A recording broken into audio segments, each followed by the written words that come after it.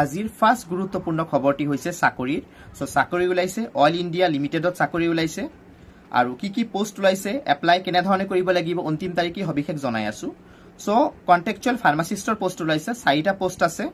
আৰু আপোনালোকে মাহিলি 19500 টকাকে লাভ কৰিব এটো এটেন্ডেন্সৰ ওপৰত বেসড হ'ব কোনোবাই যদি ধৰক যিবোৰ পেইড লিভ আছে মানে ধৰক যিবোৰ হলিডে আছে হেখিনি বাদ দি যদি আপোনালোকে এবসেন্ট কৰে তেনেহলে পইচা কৰ্তন কৰা হ'ব আৰু আপোনালোকৰ ইয়াত এপ্লাই কৰাৰ বাবে মিনিমাম এজ থাকিব লাগিব 22 বছৰ আৰু ম্যাক্সিমাম 40 ইয়াৰ্স অৱশ্যে ইয়াত এটা এজ ৰিলেক্সেশন আছে কাষ্ট হিচাপে ওবিসি সকলে 43 ইয়াৰ্স লৈ এপ্লাই কৰিব পাৰিব আৰু এসসি এসটি সকলে 45 ইয়াৰ্স লৈ এপ্লাই কৰিব পাৰিব আৰু এডুকেশনাল কোৱালিফিকেশন লাগিব হাই সেকেন্ডাৰী মানে class 10+2 high secondary to science ষ্ট্ৰীমত pass কৰা থাকিব লাগিব আৰু 2 বছৰৰ ডিপ্লোমা ইন ফাৰ্মাসি কোৰ্সৰ পৰা ডিপ্লোমা থাকিব লাগিব আৰু গভৰ্ণমেন্টে ৰিকগনাইজড ইনষ্টিটিউচনৰ পৰা পাছ আউট থাকিব লাগিব আৰু ফাৰ্মাসিৰ মানে ভ্যালিড প্ৰফেশনাল ফাৰ্মাসিষ্টৰ লাইসেন্স থাকিব লাগিব তেওঁৰ আৰু 2 বছৰৰ মানে পোষ্ট কোৱালিফিকেশন ৰিলেভেন্ট ওয়াৰ্ক এক্সপেৰিয়েন্স থাকিব লাগিব ফাৰ্মাসিষ্ট হিচাপে মানে কন্ট্ৰাকচুৱেল ফাৰ্মাসিষ্ট পোষ্টত এপ্লাই কৰিবলৈ হলে আৰু দ্বিতীয়টো যেটো পোষ্ট আছে পোষ্টটো হৈছে কন্ট্ৰাকচুৱেল নাৰ্ছৰ পোষ্ট আৰু ইয়াৰ স্যালাৰি হৈছে 19500 সেম আৰু যিসমূহ হলিডে আছে লিভ হলিডে আছে পেইড লিভ হলিডে তাত কোনো প্ৰবলেম নাই কিন্তু আপোনালোকে যদি এবসেন্ট কৰে তেতিয়া হলে কিন্তু পইচা কৰ্তন কৰা হ'ব পাৰে ইয়াত এপ্লাই কৰাৰ মিনিমাম এজ হৈছে 18 বছৰ ম্যাক্সিমাম এজ হৈছে 40 ইয়াৰ্স জেনাৰেল ক্যাটেগৰীৰ বাবে ওবিসি সকলৰ বাবে 43 ইয়াৰ্স লৈ এপ্লাই কৰিব পাৰিব আৰু এসসি এসটি সকলে 45 ইয়াৰ্স লৈ এপ্লাই কৰিব পাৰিব ইয়াত এপ্লাই কৰিবলৈ হলে এডুকেশনাল কোৱালিফিকেশন লাগিব আপোনাৰ 10+2 হাই সেকেন্ডাৰী টু সায়েন্স ষ্ট্ৰীমত পাস কৰি থাকিব লাগিব তাৰ পিছত 4 years of BSc in nursing from an institute or university recognized by Indian Nursing Council Government of India তো BSc in nursing থাকিব লাগিব আৰু must have registered with state nursing council registration থাকিব লাগিব state nursing council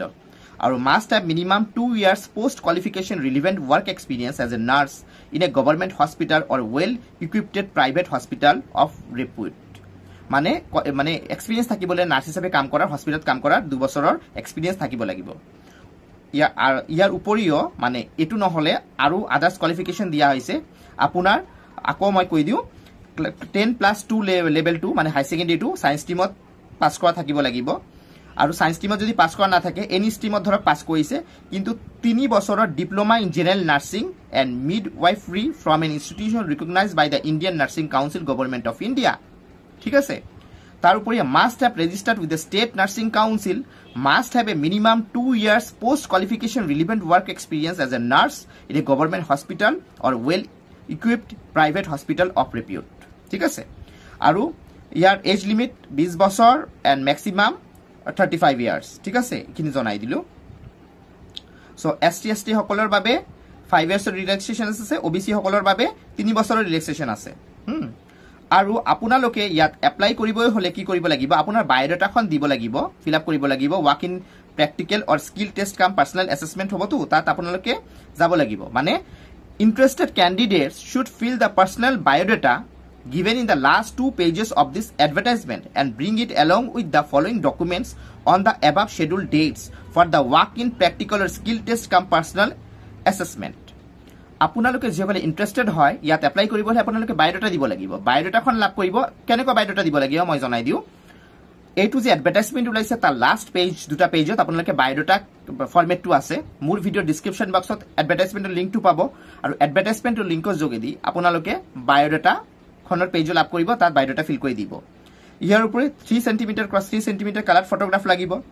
original and self-attested photocopy of documents, certificates and testimonials as under valid identity proof লাগিব valid address proof লাগিব তাৰ পাছত admit card mark sheet pass certificate of class 10 issued by concerned government recognized education board documents certificates testimonials of essential qualifications as applicable যিসমূহ qualification কথা উল্লেখ আছে এখিনি দিব লাগিব মেট্ৰিক পাছৰ কাগজ দিব লাগিব কাষ্ট সাৰ্টিফিকেট দিব লাগিব থাকিলে তাৰ পিছত বিভিন্ন ধৰণৰ যিসমূহ ধৰক আপোনালোকে যদি কিবা ধৰণৰ এক্সপেৰিয়েন্স কৰিছে এক্সপেৰিয়েন্স ধৰক কৰবাত কাম কৰিছিলে সেই এক্সপেৰিয়েন্সৰ কাগজ দিব লাগিব কোনোবা যদি ডিসেবিলিটি আছে ডিসেবিলিটি কাগজ দিব লাগিব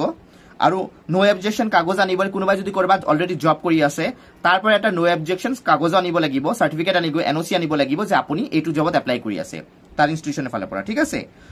সো কন্ট্ৰাকচুৱেল ফাৰ্মাসিষ্ট পোষ্টৰ বাবে ইন্টাৰভিউ হ'ব 25/11/2024 আৰু কন্ট্ৰাকচুৱেল নাৰ্ছৰ বাবে ইন্টাৰভিউ হ'ব 27/11/2024 টাইমিং হ'ব 7 AM to 9 AM, ঠিক আছে। ৰাতিপুৱা 7টা বজাৰ পৰা 9টা বজালৈ টাইমিং হয়, তাত আপোনালোকে যাব লাগিব। আৰু ভেনিউ হৈছে অকুপেশ্যনেল হেল্থ চেণ্টাৰ